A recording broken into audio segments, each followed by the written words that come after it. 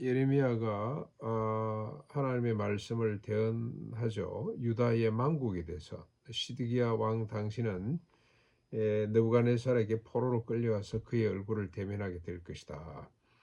이런 예언을 듣고 시드기야가 모든 고관들과 백성들과 한 마음으로 한 가지로 히브리 남녀 노비에게 자유를 선포합니다. 이 일을 하나님 앞에서 계약을 맺고 노비를 풀어주게 됩니다. 그러자 여호와의 말씀이 예레미야에게 임하는데 그 내용은 이렇습니다. 히브리 남녀를 노비로 삼지 못하는 것은 이미 여호와께서 모세를 통해서 주신 율법에 있다는 걸 환기시키는 거죠. 너희들이 뭐 잘했다, 내 말대로 했구나, 뭐 그런 뜻이 되겠습니다. 레위기 25장 39절에 너와 함께 있는 내 형제가 가난하게 되어 내게 몸이 팔리거든 너는 그를 종으로 부리지 말거라. 그 다음에 25장 42절에도 그들은 내가 애굽 땅에서 인도하여 낸 내 종들이니 종으로 팔지 말거라. 신명기 24장 7절에도 사람이 자기 형제 곧 이스라엘 자손 중 한 사람을 유인하여 종으로 삼거나 판 것이 발견된다면 그 유인한 자를 반드시 죽일지니 이같이 하여 너희 중에서 악을 제거하거라고 말씀을 하셨고, 이외에도 희년제도, 안식년제도, 대물림 이런 말씀들을 주셔서 형제가 하나님의 백성들 중에 어느 누구라도 종으로 팔리거나 노비가 되는 것 철저하게 막아 놓았습니다. 모든 인간이 존엄하고 평등하고 안전하고 행복하게 살아갈 수 있도록 하는 법이, 이게 율법 613가지 핵심 사상 아닙니까? 하나님을 섬기는 법, 그 제사법이 있기는 합니다만은 전부 다 형제가 형제를 섬기는 이 시민법이죠. 시민법. 그런 법을 하나님이 주셨습니다. 그래서 하나님이 기뻐하신 것 같아요. 시드기야가 하나님 앞에서 노비들을 해방해 주겠다, 자유케 하겠다고 하니 얼마나 기쁘겠습니까? 근데 이 시드기야가 아이고 하나님이 우리를 징계하시는구나. 우리가 이제 철저히 하나님 앞에 돌이키자. 다시 한 번 더 하나님 우리에게 기회를 주십시오. 그런 차원에서 하는 것이 아니고 노비를 이렇게 풀어줘야 군사로 동원할 수 있지 않습니까? 이 사람들이 열심히 싸울 거 아니에요. 지금 노비로 끌려와서 속절없이 살고 있는 사람들 마음속에 분노가 가득할 거고 말이죠. 뭐 차라리 이런 세상 뒤집어지면 좋겠다. 막 그냥 망국이 됐으면 좋겠다. 막 이런 생각을 하고 있을 거란 말이죠. 그들의 마음을 얻고 그들을 지금 위기일발, 그냥 풍년등화처럼 나라가 지금 흔들리고 있을 때 한 명이라도 더 군사력을 동원하기 위해서 아마 이런 계약을 맺은 것이 아닌가, 이렇게 우리가 추정해 볼 수 있는 것이 11절 말씀이죠. 이렇게 노비를 풀어주고 난 뒤에 얼마 있지 않아서 잠시 후에 그들이 뜻을 돌이켜 다시 그들을 끌어와서 노비로 삼습니다. 노비 문서를 태웠다가 다시 그들을 끌어와서 노비 문서를 작성하고 노비로 삼았더라. 그렇게 기록이 되어 있습니다. 아마 전쟁에 이제 뭐 또 아무래도 희망이 없고 뭐 노비들도 또 제대로 군사력 뭐로서 쓸모도 없고, 그래서 그런 판단이 들어서 그런지 아니면 욕심이 나서 그런지 다시 노비로 삼았더라는 겁니다.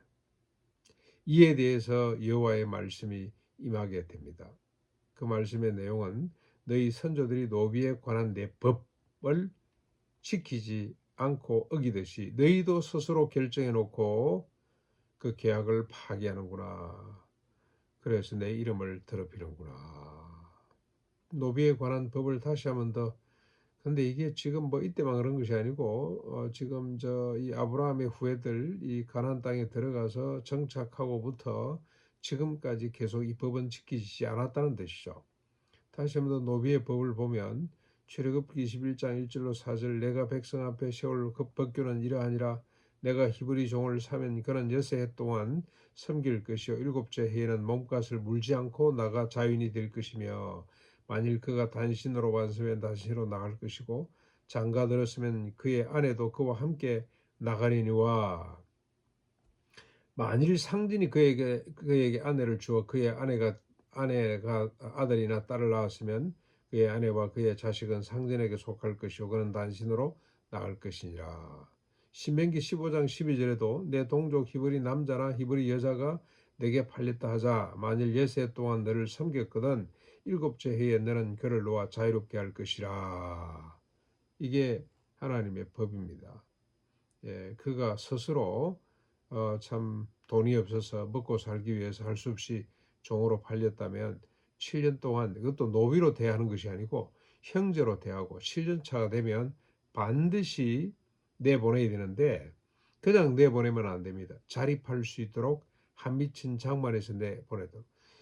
일반 품꾼은 하루 해 뜨서부터 해질 때까지 일하면 적절한 돈을 줍니다만은 원래 이 히브리 노비들은 2배를 줘야 돼요. 왜냐? 밤에도 일을 하기 때문에. 그래서 6년 일하고 나면 7년 차가 되면은 완전히 한미천 장만해서 나갈 수 있도록 그렇게 하는 것이 하나님의 법이었습니다. 네, 근데 이 법을 너희 선조들이 지키지 아니하더니 너희들도 스스로 노비를 풀어줘 놓고 다시 노비를 끌어삼는구나. 내 이름을 더럽히는구나. 그렇게 주님이 탄식하셨습니다. 그러면서 17절로 22절 이 계약 파기와 불순종에 대해서 하나님께서 말씀하십니다. 하나님이 보응하시는 거죠. 심판하시는 거죠. 17절부터 쭉 보시면 내가 너희를 대적하여 칼과 전염병 기근으로 너희를 열국 가운데 흩어버리겠다.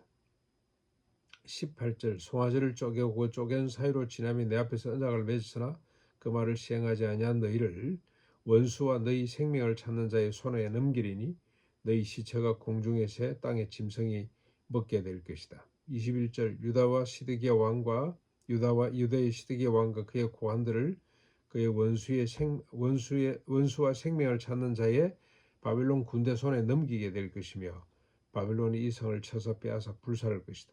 유다의 성읍들을 주민이 없이 처참한 황무지가 되도록 해버리겠다고 주님 말씀을 하십니다. 이스라엘의 패망 원인을 우리가 살펴보면 하나님을 등진 거죠. 불순종한 것.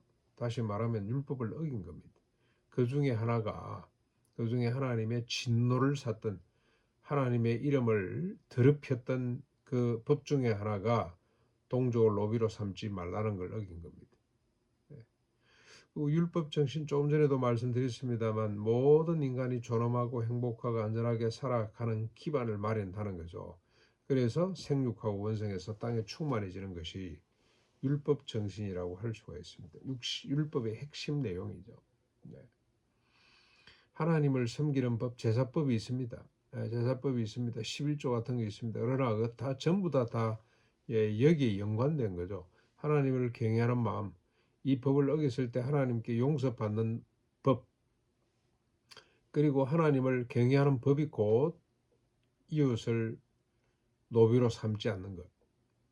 스스로 노비로 팔려왔다면 6년 일하고 7년 차는 한미친 장만에서 독립할 수 있도록 완전히 독립할 수 있도록 만들어서 돌려보내는, 그래서 노비로 삼는다기보다도 그 사람을 6년 동안 재기할 수 있도록 기회를 주는 거죠. 기회, 책임을 지는 것. 그리고 대물림법은 만약에 누가 노비로 팔렸다 그러면 그 가까운 친척이 이 계산해서 이 면제년 희년까지 계산해 가지고 돈을 내놔야 됩니다. 돈을 내놔서 노비를 풀어줘야 되죠. 서로가 서로를 책임지는 법이 율법 정신이란 말이죠. 근데 우리가 하나님의 뜻대로 하나님 뜻대로 이야기를 많이 합니다만 이런 법이 하나님의 뜻이란 걸 잘 모르는 것 같아요. 정말 모순입니다. 하나님 뜻대로 삽시다 하고 외치는데 하나님의 뜻이 뭡니까 물어보면은 잘 몰라요. 자기 마음속에 그냥 막연히 생각하는 하나님의 뜻, 우리가 예배 잘 드리면 되는 것처럼 자꾸 착각을 하는데 그것도 가장 기본입니다만 예배를 드리는 이유, 새벽 기도를 하는 이유가 뭡니까? 하나님의 구체적인 법을 알고 그 법을 실천하기 위함인데 그중에 여러분 이제 613가지 중에 이 노비에 관련된 법이 꽤 많거든요.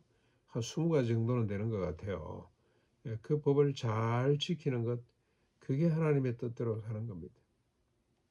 모든 인간을 존엄하게 여기고 서로 연대의식을 갖고 책임을 지고 서로 살피는 것, 이게 하나님의 뜻입니다.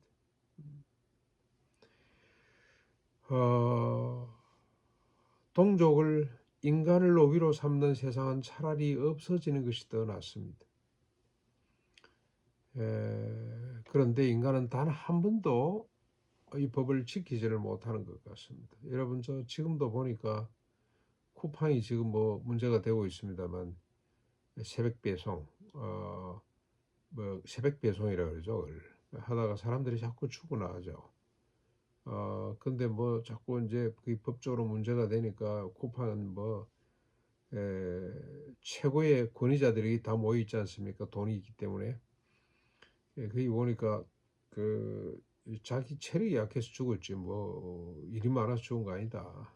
뭐 말은 되는 것 같습니다만은 이 완전히 노비나 노예나 뭐 다를 바 없다는 생각이 들어요. 근데 뭐 그게만 그렇습니까? 모든 회사가 우리 IMF 이후로 평생 직장인 개념도 사라졌고 얼마든지 사람을 잘라낼 수 있는 뭐 노동의 유예나 그런 말을 들어서 계약 자체가 그래서 아예 그냥 계약을 안 하는 회사들도 있습니다. 1년 단위로 계속 쪼개서 비정규직으로 몰아가는 이런 참 현상들을 볼 때 노비를 삼는 거나 뭐 별반. 그런데 명분은 늘 그렇죠. 경제 성장을 위해서는 할 수 없다. IMF 때 미국에서 뭐 돈을 빌려주는 조건이 IMF에서 돈을 빌려주는 조건이 노동의 유연을 만들어라. 사람들을 얼마든지 잘라낼 수 있는 길을 열어라. 그러면 우리가 돈을 대줄게. 세상이 지금 그렇게 돌아가는 것 같습니다. 그래서 이 노비 제도가 아직까지도 그대로 존속하고 있다. 인간이 여기에서 벗어날 수 있겠습니까? 한 번도 인간의 역사 가운데 이 제도를 하나님의 말씀을 시행해 본 적이 없는 것 같습니다. 그래서 구원이 필요하죠. 바울이 빌레몬에게 오네시모를 돌려보내면서 노비로 삼지 말고 여기지 말고 형제로 맞으라고 하는 것. 오네시모가 바울의 충고를 듣고 다시 옛 주인 빌레몬에게 돌아가는 것. 안 가도 되잖아요. 도망가 버리면 될 텐데. 그 다음에 빌레몬이 돌아온 노비 오네시모를 노비로 맞이하지 않고 형제로 맞은 것들. 이것이 복음이죠. 십자가 부활의 능력, 구원의 능력입니다. 이 능력이 오늘 우리에게 필요합니다. 그래서 우리가 간절한 마음으로 목마른 사슴이 되어서 하나님 이런 세상을 만들어 주십시오. 우리가 사야 될 바치기도 하다는 생각이 듭니다. 모든 인간이 존엄하고 안전하고 평등하게 살아갈 수 있도록 그래서 생육하고 번성해서 땅에 충만해지는 역사가 나타날 수 있도록 해 주십시오. 독일의 참 꿈같은 이야기들이죠. 뭐 동일 노동에 동일 임금을 주는 아침 7시에 온 사람이나 오후 5시에 온 사람이 동일한 임금을 받는 이런 세상을 우리가 사야 될 밭이라 그렇게 여기면서 기도했으면 좋겠습니다.